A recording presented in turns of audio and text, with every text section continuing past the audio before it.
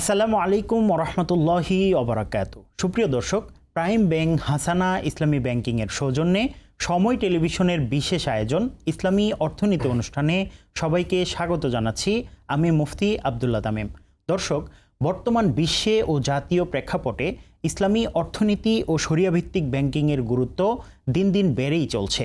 বিশেষ এই পর্বে আজ আমরা আলোচনা করব বাংলাদেশের প্রেক্ষাপটে ইসলামী ক্রাউড ফান্ডিং, বাস্তবতা ও প্রত্যাশা এই বিষয়ে। গুরুত্বপূর্ণ আলোচনার জন্য আমাদের সাথে উপস্থিত আছেন দুইজন সম্মানিত আলোচক। আমার সাথে আছেন IFA কনসালটেন্সির শরিয়া পরামর্শক ও গবেষক মুফতি আবু বকর সিদ্দিক নাবিল। আসসালামু আলাইকুম রহমতুল্লাহ। এছাড়াও উপস্থিত আছেন বাংলাদেশ সুপ্রিম কোর্টের অ্যাডভোকেট ও NLI সিকিউরিটিজের চেয়ারম্যান ব্যারিস্টার রেদওয়ান হুসাইন। আসসালামু আলাইকুম রহমতুল্লাহ। প্রথমে মুফতি আবু বকর সিদ্দিক নাবিল, আপনার কাছে জানতে চাই, বর্তমান বিশ্বে ইসলামী ফিন্যান্সের বিকাশে ইসলামী ব্যাংকগুলোর পাশাপাশি ইসলামিক ক্রাউড ফান্ডিং কতটুকু সম্ভাবনাময় এবং এই যে নতুন খাতটি প্রথাগত ইসলামী ব্যাংকিংয়ের বিকল্প হিসেবে কাজ করবে কিনা, এই বিষয়টা একটু জানতে চাই। ক্রাউড ফান্ডিংয়ের অন্যতম একটা মৌলিক বৈশিষ্ট্য হচ্ছে এখানে একজন বিনিয়োগকারী তিনি প্রত্যেকটি কোম্পানি সেখানে কতটুকু বিনিয়োগ করবেন, কোনটিতে বিনিয়োগ করবেন সেটা কিন্তু আলাদাভাবে নির্ধারণ করতে পারেন। পক্ষান্তরে ব্যাংকে আমরা জানি যে সেখানে একটি কালেকটিভ ফান্ড থাকে এবং সেখান থেকে ব্যাংকই মূলত কোথায় বিনিয়োগ করবে সেই সিদ্ধান্ত নেয়। ফিনান্সিয়ার বা ডিপোজিটরের সেখানে আসলে কোনো ধরনের কন্ট্রোল থাকে না।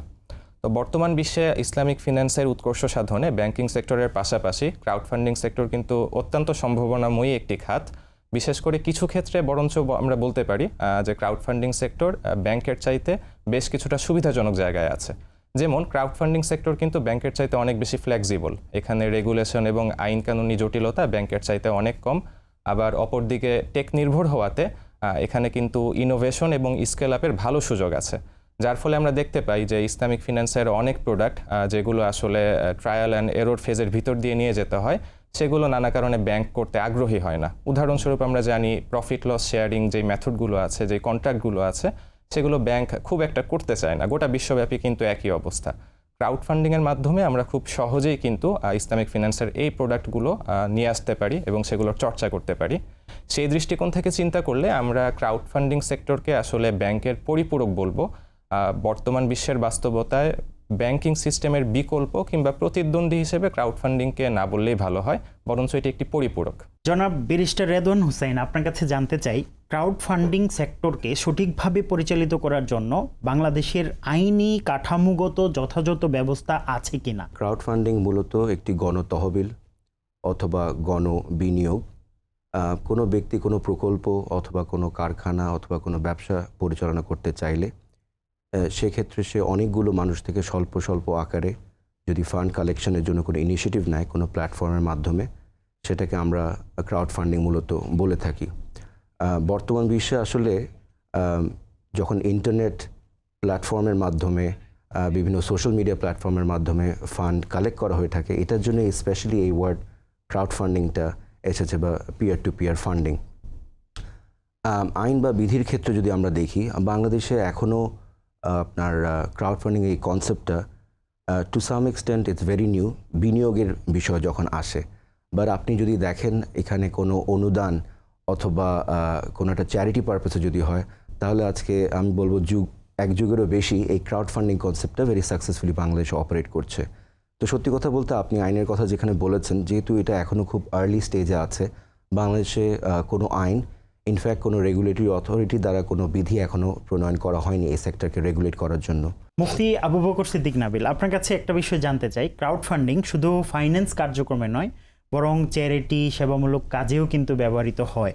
তো বাংলাদেশের আর্থসামাজিক উন্নয়নে ইসলামিক ক্রাউড ফান্ডিংয়ের সেবামূলক যে অংশটি, সেটা কিভাবে প্রয়োগ করা যায়, যেমন দারিদ্র্য বিমোচনে, শিক্ষায়, এই বিষয়টা একটু জানতে চাই।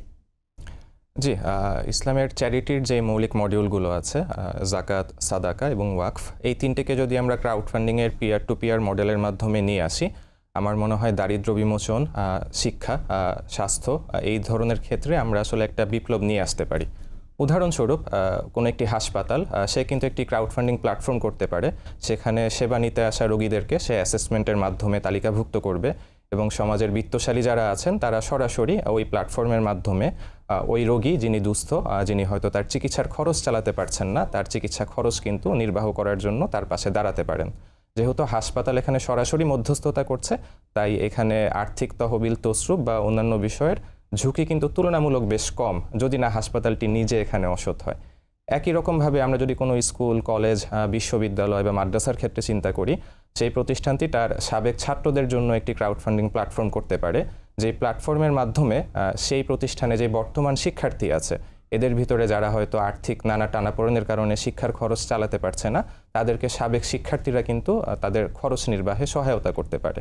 এই মডেলে যখন আমরা কাজ করব, তখন একে তো আমরা আসলে আর্থিক স্বচ্ছতার বিষয়টি আরও বেশ সহজে আমরা ঠিক রাখতে পারবো।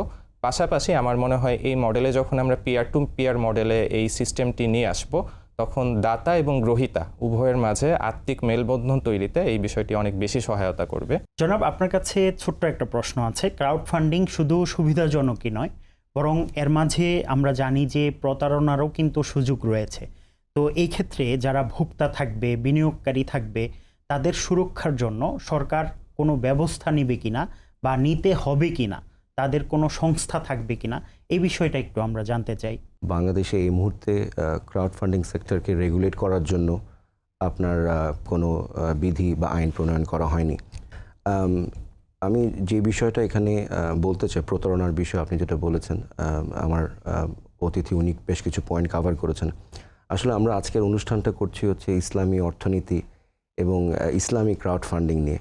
ইসলামের সর্বপ্রথম যদি আমাদের সেই ইসলামিক মেন্টালিটি বা আমরা যদি সেই কোরআনের শিক্ষাগুলোকে ধারণ করি, তাহলে স্বচ্ছতা আর নৈতিকতার প্রশ্নে আসলে আমরা কোনো ছাড় দেব না। তো ওই জিনিসটা আমার মতে কাভার্ড হয়ে যায়। তো আর দ্বিতীয় কথা হচ্ছে, যদি আমার নৈতিকতা, নীতি নৈতিকতা না থাকে, তাহলে আসলে আইন প্রণয়ন করে আপনি কতটুকু এই ক্রাউড ফান্ডিং প্ল্যাটফর্মকে রেগুলেট করতে পারবেন। বাংলাদেশের প্রেক্ষাপটে আপনি বলছিলেন, তো আমাদের প্রেক্ষাপটে আলহামদুলিল্লাহ প্রত্যেকটা বিষয়ে কিন্তু আমাদের আইন আছে, বিধি আছে। আমি স্টক মার্কেটের সাথে জড়িত, ওখানেও আমাদের SEC, security exchange commission regulations আছে প্রচুর, যেটা দ্বারা মার্কেটকে রেগুলেট করা হয়।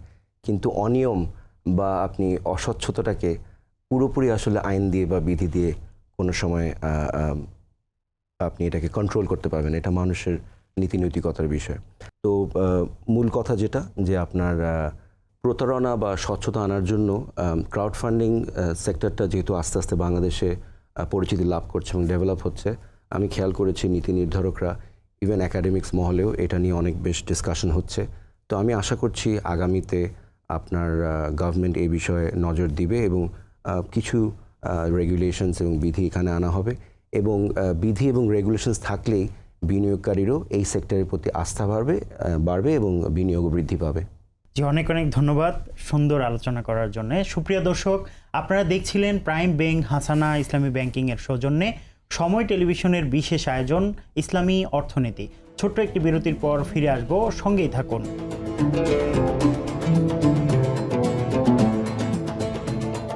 বিরতির পর আবারও স্বাগত সময় টেলিভিশনের বিশেষ আয়োজন ইসলামী অর্থনীতি অনুষ্ঠানে।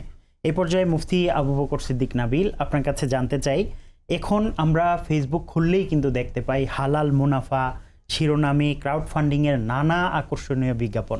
আসলে এই যে বিজ্ঞাপনগুলো বা এই যে ক্রাউড ফান্ডিংটা চলছে, এটা কতটুকু শরিয়া পালন করা হচ্ছে, এই বিষয়ে যদি একটু বলতেন। জি, আলহামদুলিল্লাহ, এখন কিন্তু বাংলাদেশের মানুষদের ভিতরে হালাল মুনাফা বা হালাল বিনিয়োগ বিষয়ে তুলনামূলক আগের চাইতে বেশ আগ্রহ তৈরি হয়েছে এবং এই বিষয়ে বেশ ভালো চাহিদাও আছে। কিন্তু খেয়াল রাখতে হবে যে এই বিষয়ে চাহিদা বেশি থাকে, সেখানে কিন্তু সুযোগ সন্ধানী মানুষও ওত পেতে থাকে। দুঃখজনকভাবে আমার মনে হয় এই সেক্টরে বর্তমানে আসলে এই ধরনের সুযোগ সন্ধানী মানুষের সংখ্যাই অনেক বেশি। তো এই বিষয়ে বিনিয়োগকারীদেরকে উদ্দেশ্য করে আমি বলতে চাই, যখন কোথাও আমরা বিনিয়োগ করি, খেয়াল রাখতে হবে এখানে কিন্তু আমার দু ধরনের ঝুঁকি আছে। বিশেষ করে যদি আমি হালাল মুনাফা অর্জন করতে চাই, এখানে একটি ঝুঁকি হচ্ছে শরিয়া ঝুঁকি, অর্থাৎ এখানে মুনাফাটি শরিয়ার সমস্ত শর্ত মেনে আমার হাতে আসছে কিনা। আরেকটি হচ্ছে বিনিয়োগ ঝুঁকি, অর্থাৎ আমি আমার মূল পুঁজি বা মুনাফা আদৌ পাবো কিনা। তো শরিয়া ঝুঁকির ক্ষেত্রে যে সমস্ত বিষয় সাধারণত খেয়াল রাখতে হয়, সেটি হচ্ছে আমরা যেই চুক্তির মাধ্যমে বিনিয়োগ করছি, সেই চুক্তি থেকে শুরু করে চুক্তির শেষ পর্যন্ত ব্যবসার যাবতীয় কার্যক্রম শরিয়া মেনে হচ্ছে কিনা। উদাহরণস্বরূপ কিছুদিন আগে আমি দেখতে পেয়েছি এই ধরনের সামাজিক যোগাযোগ মাধ্যমে একটি প্রতিষ্ঠান তারা মানুষের কাছ থেকে হালাল মুনাফার নামে টাকা তুলছে। এখানে কন্ট্রাক্টটি যেটি তারা ব্যবহার করছে এর নাম তারা বলছে বাই মুদারাবা। আপনি জানেন যে ইসলামে একটি কন্ট্রাক্ট আছে মুদারাবা আর একটি হচ্ছে বাই মুরাবাহা। এখন যেই প্রতিষ্ঠানটি টাকা তুলছে তারা আসলে কন্ট্রাক্টটির নামই কিন্তু জানে না। আবার আমরা অনেক সময় দেখতে পাই যে নানা প্রতিষ্ঠান তারা হালাল মুনাফার বিজ্ঞাপন চালায়, কিন্তু সেখানে হয়তো কোনো একজন নারী আপত্তিজনক কোনো একটা পোশাক পরিহিতা অবস্থায় আছেন। তাহলে যেই প্রতিষ্ঠানের বিজ্ঞাপনই শুরু হচ্ছে আসলে শরিয়া নিষিদ্ধ একটি বিষয় দিয়ে বা একটি হারাম এলিমেন্ট দিয়ে, তার ব্যবসায়িক কার্যক্রমে কতটুকু হালাল মেনে সে চলবে সেটি আসলে প্রশ্নবিদ্ধ একটি বিষয়। আবার বিনিয়োগের দিকে যদি আমরা আসি, আমাদের অবশ্যই খেয়াল রাখতে হবে একটি ব্যবসা শতভাগ হালাল হওয়ার পরেও সেখানে কিন্তু লোকসান ঘটে যেতে পারে। যেমন একজন ব্যক্তি তিনি হয়তো বিশ্বস্ত এবং আমরা হালাল পন্থায় তাকে টাকা দিয়েছি, কিন্তু হতে পারে তিনি আসলে ব্যবসা পরিচালনায় দক্ষ নন, তো তাকে হালালভাবে টাকা দেওয়ার পরেও কিন্তু আমার এখানে লোকসান হয়ে যেতে পারে। আবার এমনটিও হতে পারে যে আমি যাকে টাকা দিচ্ছি তিনি আসলে অসৎ ব্যক্তি। বিশেষ করে বর্তমান বাস্তবতায় আমি ব্যক্তিগতভাবে যেটি বলে থাকি সেটি হচ্ছে অতিরিক্ত মুনাফার আশায় কোথাও বিনিয়োগ না করা। বর্তমান বাস্তবতায় বলা যায় যে বাৎসরিক 20% অধিক কেউ যদি আপনাকে রিটার্ন বা মুনাফার আশা দেখায়, সেখান থেকে যথাসম্ভব বিরত থাকা চাই, দূরে থাকা চাই। পরিশেষে আমি বলবো যে কোনো জায়গায় বিনিয়োগ করার আগে শরিয়ার কিছু মূলনীতি এবং বিনিয়োগের কিছু সাধারণ জ্ঞান, এই দুটি ন্যূনতম জেনে এরপরেই আসলে বিনিয়োগ করা উচিত। অন্যথায় হয়তো দুনিয়ায় অথবা আখেরাতে অথবা দুই জায়গায় একসাথে কিন্তু আমার ক্ষতিগ্রস্ত হওয়ার সমূহ একটা আশঙ্কা রয়েছে।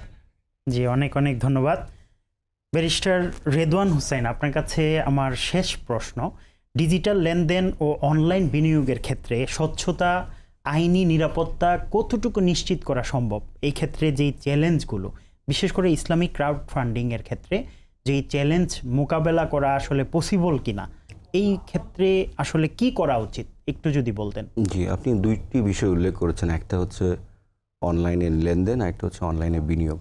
বাংলাদেশের অনলাইন প্ল্যাটফর্মের লেনদেন বা এমএফএস এর লেনদেন যেটা করি আমরা মোবাইলের মাধ্যমে, অ্যাপসের মাধ্যমে, এটা ভেরি ওয়েল রেগুলেটেড। এখানে আইন আছে, বিধি আছে এবং রেজিস্টার্ড এবং লাইসেন্সড প্রতিষ্ঠান শুধুমাত্র এই পেমেন্ট গেটওয়েগুলো অপারেট করছে।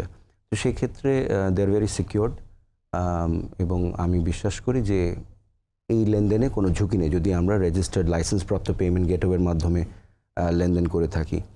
তো যে বিষয়গুলো ইসলামিক ক্রাউড ফান্ডিংয়ের ক্ষেত্রে এবং অন্য ক্রাউড ফান্ডিংয়ের ক্ষেত্রে কিছুটা অ্যাপ্লিকেবল, সেটা হচ্ছে প্রথমত হচ্ছে আপনার ট্রান্সপারেন্সি অফ অ্যাকাউন্টস। যেই ব্যক্তি ফান্ড রেজ করতে চাচ্ছে, উদ্যোক্তা, তাকে অবশ্যই তার ট্রান্সপারেন্সি রাখতে হবে কতটুকু সে দিচ্ছে। তো যখনই একটা অনলাইন প্ল্যাটফর্মে এখন আমরা দেখছি বেশ কিছু বিনিয়োগের এরকম প্রপোজাল অনলাইনে আসছে, তারা পোস্ট করছে এত % মুনাফা দিবে, ফিক্স করে বলে দিচ্ছে 12 থেকে 15% দিব, আবার বলছে হালাল বিনিয়োগ। তো এক্ষেত্রে there is a gap of information, যে বিনিয়োগকারী কতটুকু ইনফরমেশন পাবে এবং উদ্যোক্তা অনলাইন প্ল্যাটফর্মে কতটুকু ইনফরমেশন, তার অ্যাকাউন্টিং ইনফরমেশন দিবে, অনলাইনে পুট করবে। তো এই একটা গ্যাপ, এইটা বিধি থাকলে স্বচ্ছতাটা আর একটু বাড়তো।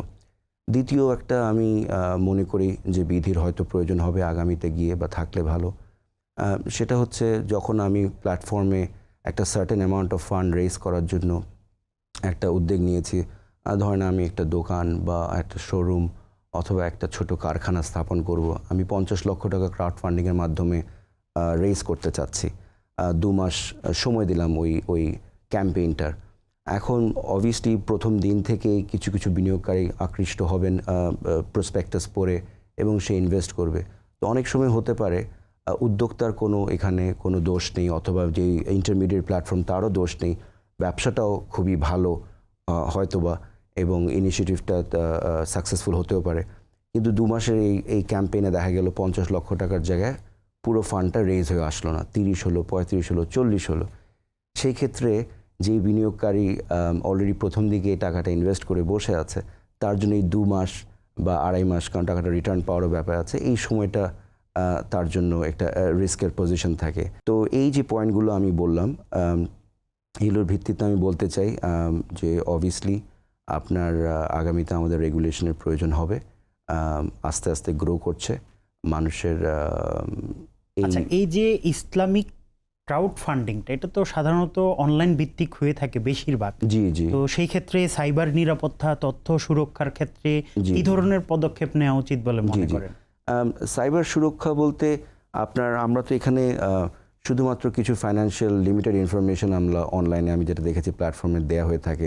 তো এখানে সাইবার সুরক্ষার বিষয়টা আসলে আসছে না। ওই তথ্যটা, এমন কোনো সেন্সিটিভ তথ্য ওখানে দেওয়া হয় না, বা সেন্সিটিভ ইনফরমেশন বা অ্যাকাউন্টিং ইনফরমেশনগুলো দেওয়া হয় না। ভেরি বেসিক বিজনেস কনসেপ্ট দেওয়া হয়, মানুষ ওটার উপর ভিত্তি করে ইনভেস্ট করে।